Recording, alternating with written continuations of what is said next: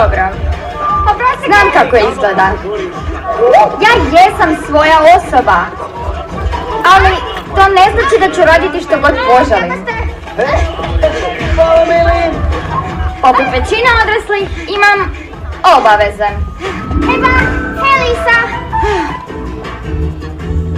Zdravo, Maylin. Hoćete još jednu šansu, gospodo? Samo daju. Kako divno. Ne vrti se sve oko mene, znate. Ja donosim vlastite odluke, samo što...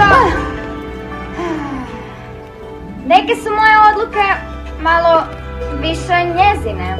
Mimi, stigla si. Hej, mama. Kasniš 10 minuta. Što je bilo? Jesi ozlijeđena? Jesi gladna? Kako je bilo u školi? Razvalila ko uvijek. Baci oko. To je moja pametnica.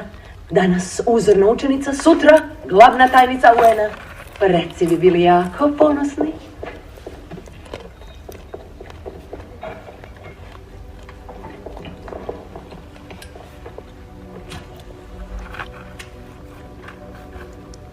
Sanji, štovana pretkinju, zaštitnice crvenih panda, ponizno zahvaljujemo na zaštiti i vodstvu. Pogotovo za mene. Daj da ti nastavimo služiti i štovati tebe i ovu zajednicu. Zauvijek.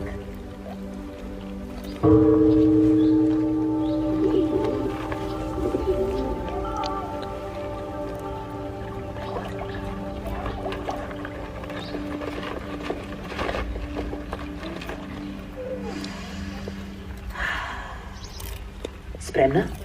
Na posao!